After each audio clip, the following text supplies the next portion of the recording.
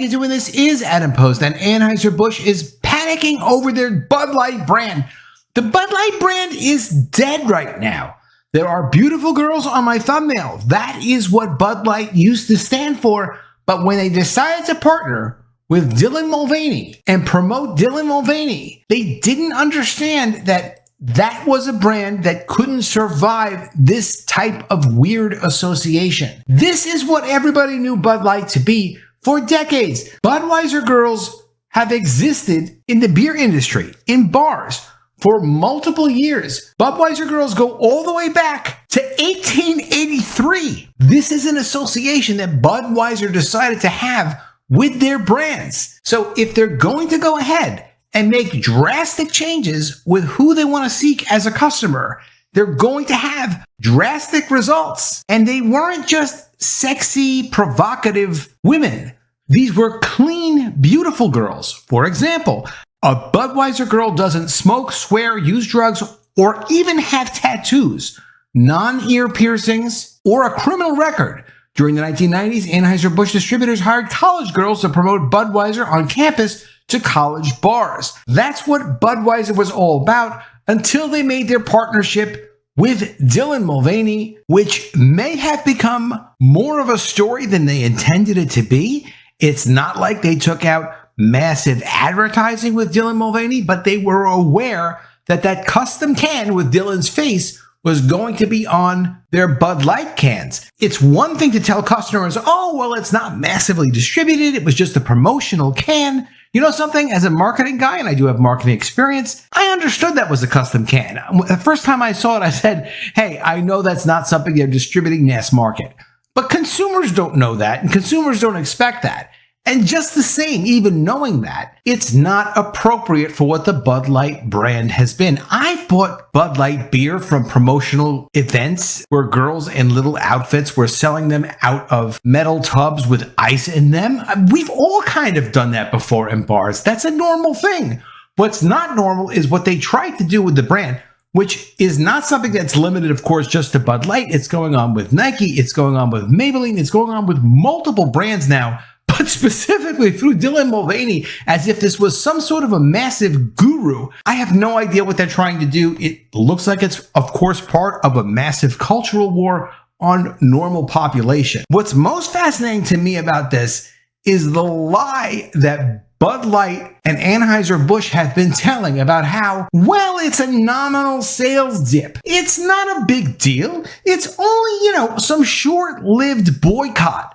First of all, there's no boycott on Bud Light. There's no organized effort where all of us get together and we talk and we say, hey, we're not going to buy Bud Light. And you know something? You ought not to buy Bud Light too, because we don't agree with their politics. No, people have rejected the brand because they've permanently damaged the brand with what they've done. That's not something where people organized any kind of boycott. There are no emails going out. This is something where people are just viscerally, frankly, disgusted by their attempt to turn something that was an all-American brand into some sort of liberal agenda. Now, this promotion by Bud Light and Anheuser-Busch trying to say, oh, we've had staggering losses of 17%. Well, there's no 17% loss for Bud Light. It's not 17%. You know it's not 17%. I'm not a huge customer of Bud Light, where it's such an important brand for me. I've gone out and I love Bud Light. I have Bud Light. I don't have Bud Light posters at my house. I don't feel personally offended with the brand that I love now being violated, like how Disney has done this to Star Wars and Disney has done this to Marvel characters. I care much more about Star Wars, Luke Skywalker, and Marvel brands than I care about Bud Light. However, it is so offensive what they've done. There is absolutely no way that 17% was the drop in sales. I knew that was a lie as a marketing guy, because 17% you almost would not notice. That would mean instead of them moving, let's say, 100 cases a week, well, we're only moving 83 cases a week. No, that's not what the current situation is. And finally, there's been some more honest reporting on what's actually been going on. A 50% drop at tri-state area grocery chain Stew Leonard's over the Dylan Mulvaney ads. That makes a little bit more sense. I'll bet you it's worse than that. But some of these things happen in terms of regular reorders, regular buying, regular restocking. I would bet you that in the future, it's going to be at least more like 80% cuts. But for now, 50%, that's a lot more legitimate than 17%. 17% is, oops, our advertising program didn't work. We seem to be losing some sales. It's really 50% or more. Let's get into this in more detail. Before we do, please be sure you are subscribed to the channel. Click the bell for notifications and give me a thumbs up. I really do appreciate you guys. From the New York Post, tri-state area grocery chain Stew Leonard's has seen demand for Bud Light plunge dramatically over the beer's brand's tie-up with transgender influencer Dylan Mulvaney. The regional supermarket chain has said its 8 stores in Westchester County, Long Island, Connecticut, and New Jersey have seen their Bud Light sales drop by half since Mulvaney began shilling the brand on April 1st. Now, I live in Long Island, so I know Stew Leonard's. We're in New York. Stew Leonard's is a great store. It's a big operation, very popular, but we're not running around with cowboy hats. This is not middle America, and cowboy hats are cool, but we're not that like middle Western kind of people. Plenty of conservative people on Long Island, but you have to understand, in other markets that are more conservative, that are more oriented towards traditional values, there is no way people are buying Bud Light there. It's not, you could give it away for free. People do not want to be seen buying it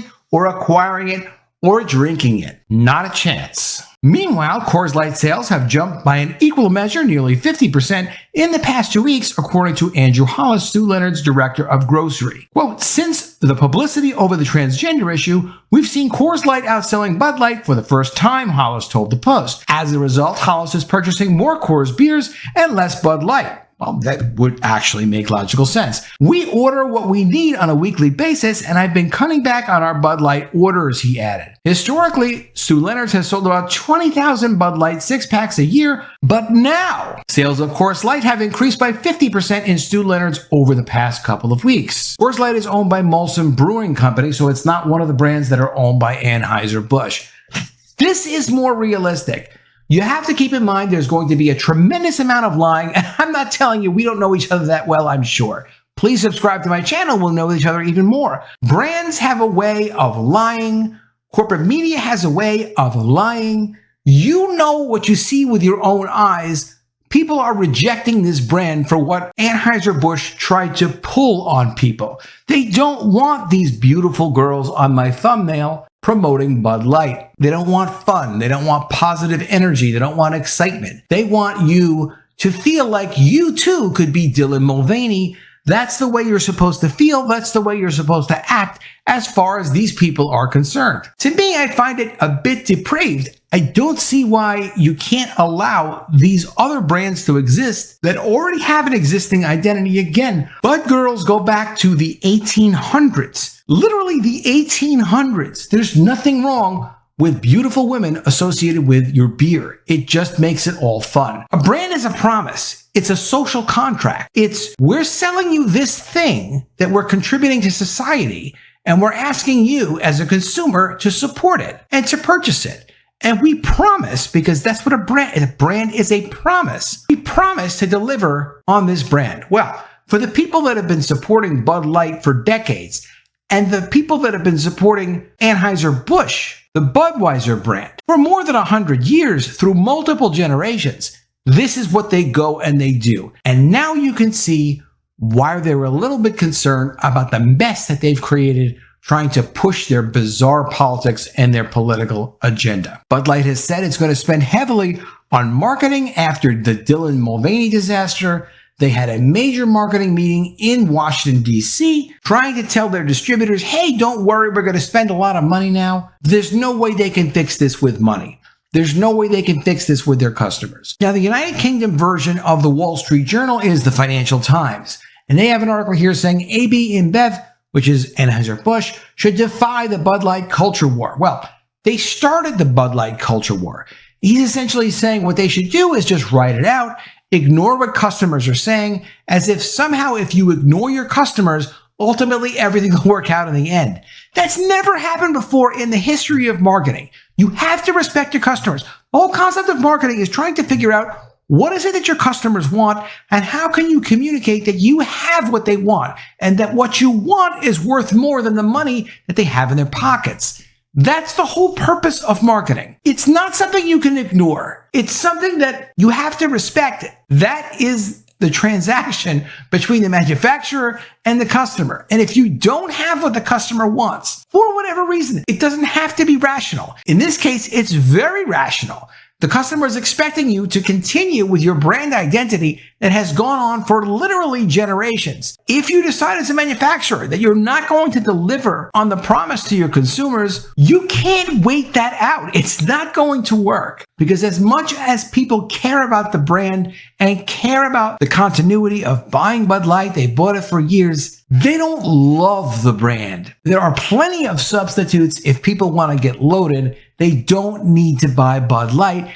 And that's why at the moment, according to the reports about Stew Leonard's, they're buying Coors Light instead. Let me know what you think of this in the comments below. I always really love to see your comments. Do you think that Bud Light understands they've absolutely destroyed their brand? They have blown something that has taken decades to build up, and there's almost no way to restore it. Do you think they will apologize for what they've done? I saw what the apology was from the CEO of Anheuser-Busch. Obviously, we all know that was a non-apology. Do you think they'll go ahead and apologize? Maybe they'll start having more beautiful women come out and be Bud Light girls and pay them very well. That's the only thing I can see them doing that might turn around something for the brand over time. If you continuously promote Bud Light with fun commercials, beautiful girls, and stop it with all of the push of the inclusion nonsense, perhaps people will start to become compelled about the brand again. But clearly it's going to take years. Let me know what you think, though, in the comments below. Please be sure you are subscribed to the channel. Click the bell for notifications, give me a thumbs up, and I'll see you again soon with another video. And if I don't see you, I will miss you.